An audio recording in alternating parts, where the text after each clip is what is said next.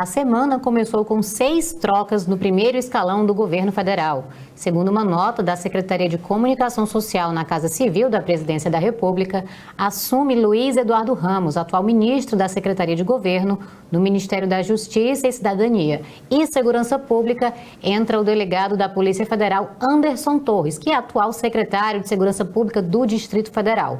O Ministério da Defesa vai ter à frente o general Walter Souza Braga Neto, que é atual chefe da Casa Civil. Já no Ministério das Relações Exteriores, assume o embaixador Carlos Alberto Franco França, diplomata de carreira. Na Secretaria de Governo da Presidência da República, entra a deputada federal Flávia Arruda, que é do PL do Distrito Federal. O titular da Advocacia Geral da União vai ser André Mendonça, que já chefiou a AGU no início do governo e está agora no Ministério da Justiça. Com essa reforma, saem dos cargos Ernesto Araújo, que estava nas Relações Exteriores, Fernando Azevedo e Silva, da Defesa, e José Levi, da AGU. Os outros 3 ministros, Ramos, Braga Neto e Mendonça, foram remanejados para novos postos ministeriais. Estudantes do município de Cedro desenvolveram um projeto de conscientização sobre o uso indiscriminado e abusivo de medicamentos industrializados. E esses alunos do curso técnico em enfermagem da Escola Estadual de Educação Profissional se destacaram na Olimpíada Brasileira de Saúde e Meio Ambiente da Fiocruz. Vamos saber mais com a professora Iana Camila e com a estudante Socorro Lima. Boa noite às duas. Vou começar com a professora. Como é que se deu esse trabalho com os alunos para chegar num resultado tão interessante e tão louvável? Boa noite, Ravi. Boa noite, Lara. Boa noite, espectadores da TV Otimista. Boa noite a todos os cearenses. Bom, nós pensamos em fazer esse projeto baseado na nossa disciplina de Educação em Saúde, Práticas Integrativas e Complementares. Na época, eles estavam no primeiro ano do curso técnico, foi em 2019, e nós pensamos, nós fizemos a aula e verificamos que na nossa sociedade ainda há a prática muito vista assim, muito normal de automedicação. Então, uma pessoa vai para o médico passa o medicamento para aquela patologia ou então aquele sintoma, a pessoa fica boa e ela vai e repassa o nome desse fármaco para outra pessoa, para um parente ou então para um vizinho, e assim começa a automedicação. E a gente precisa ter ciência de que o medicamento, ele tem a sua indicação e também ele tem o seu efeito colateral. Ele pode me ajudar a me livrar daquele sintoma indesejado, mas, porém, tem aquele efeito colateral que o meu organismo pode vir a desenvolver ou não. Então, o risco é muito grande. Então, nós vimos essa necessidade e pensamos em fazer um projeto voltado para isso, para o uso de plantas medicinais, desenvolver a farmácia viva na escola e também fazer a dispersação de chás. Então, assim, um exemplo, uma menina que estava com cólica menstrual, nós não ofertávamos um medicamento, nós ofertávamos chá de orégano, que ele é bom para aliviar essas dores. Então, com 5 minutos ou menos, a menina já estava melhor daquelas dores. Um aluno que estava muito apreensivo com uma prova de matemática, de química, de física, estava mostrando muito esses sintomas assim, de angústia, de apreensão, nós ofertávamos um chá de camomila. E todas essas medidas terapêuticas eram ofertadas sob o olhar de um profissional de saúde. Não era assim, de uma forma, digamos assim, um uso de chá abusivo.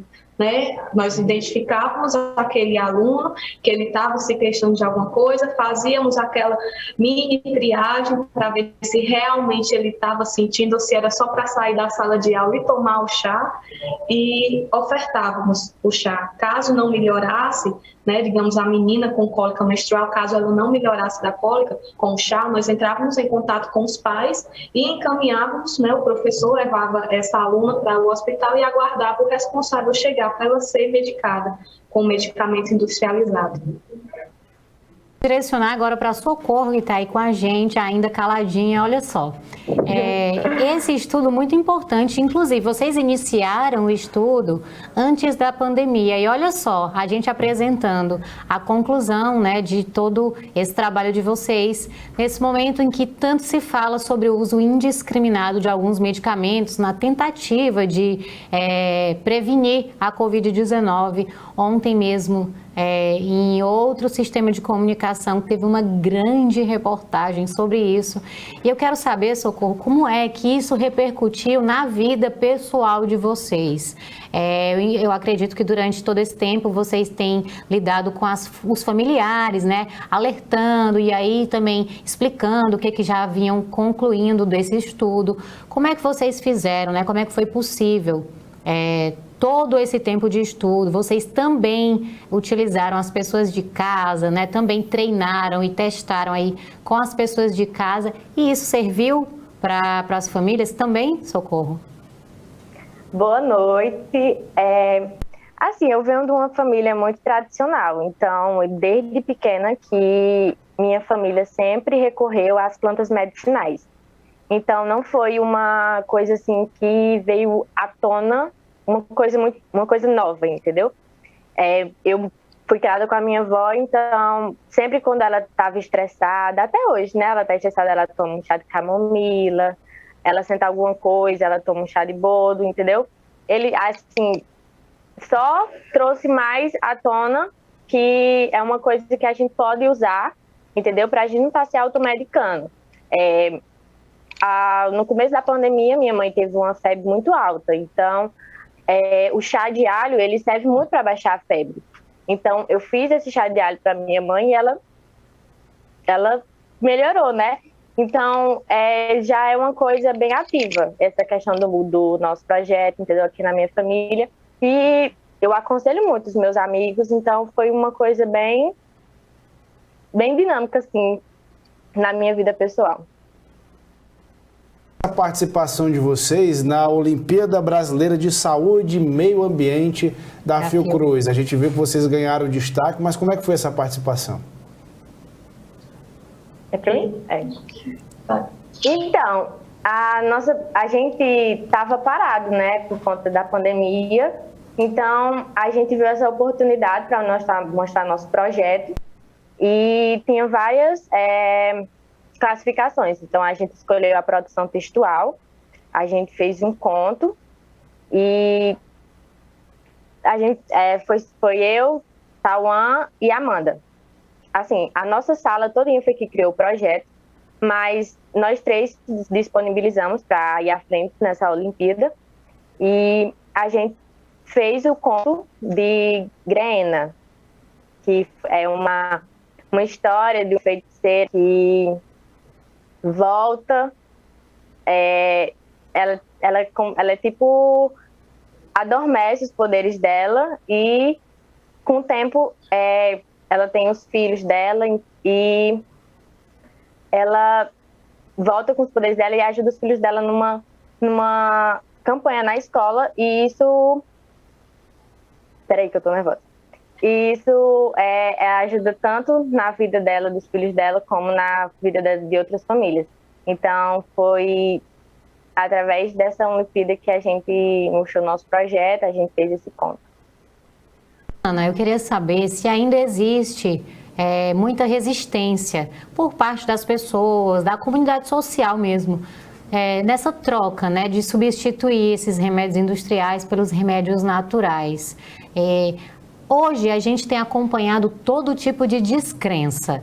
Há quem acredite nos remédios que tratam a pandemia, há quem não acredite na pandemia, então ficou uma coisa bem confusa e dividida. Eu queria saber se esse projeto, que graças a Deus vem sendo reconhecido e valorizado por instituições importantes como a Fiocruz, porque é de fato um estudo muito importante. Eu queria saber se ainda há muita resistência, de uma maneira geral, nesse tipo de metodologia, nesse tipo de substituição de tratamentos. Como é que vocês vêm observando esse fator no desenvolvimento desse projeto?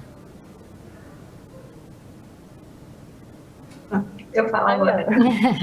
Bom, ainda há uma resistência muito grande, né, da sociedade, porque nós vivemos em uma sociedade, principalmente pelos comerciais em canais abertos, que sempre mostra algum medicamento ou então algum fármaco que vai ajudar você a ser mais produtivo ou então a conseguir alguma coisa que você almeja.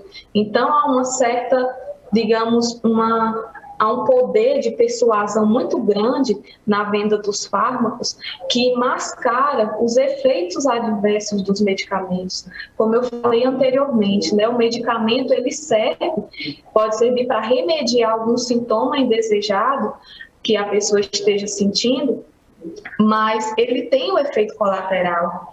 E, infelizmente, é difícil quebrar essa crença nas pessoas, assim, de se voltarem para a medicina natural, de verem que, como o Socorro falou, o alho, ele é rico em vitamina C. Né? Ele é rico em vitamina C. Antigamente, a minha avó, quando eu tinha alguma inflamação na garganta, eu tomava lambedor de abacaxi com alho. E hoje não, se eu tenho uma inflamação, que é diferente de infecção, uma inflamação, algum desconforto na garganta, a pessoa já pensa em tomar um antibiótico. E o uso indiscriminado de antimicrobianos tem um risco muito grande, porque você tem uma chance muito alta de desenvolver aquela resistência e quando for necessário quando você tiver uma infecção, aquele antibiótico não vai funcionar mais, porque você usou ele indiscriminadamente, vai precisar usar um mais forte. E pode acontecer esses casos de superbactérias, né, que não morrem, não morrem com esses antimicrobianos que são usados indiscriminadamente devido a uma simples inflamação na garganta, que eu posso tomar algum anti-inflamatório, claro, sob prescrição médica, ou então tomar algum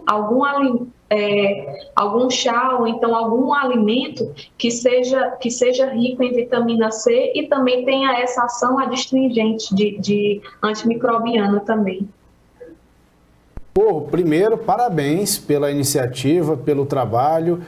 Muito obrigado pela participação de vocês. Continuem assim, trabalhando em prol de causas que, de fato, venham a ajudar a comunidade, a conscientizar as pessoas e que façam parte da vocação de vocês. Você, Ana, como mestra, e você, Socorro, como aluna e futuro profissional, que com certeza vai usar de tudo isso, de toda essa pesquisa, de todo esse preparo na sua profissão e no seu futuro. Muito obrigado às duas, uma boa noite, até a próxima. Muito obrigada. Obrigada. Boa noite. Boa noite.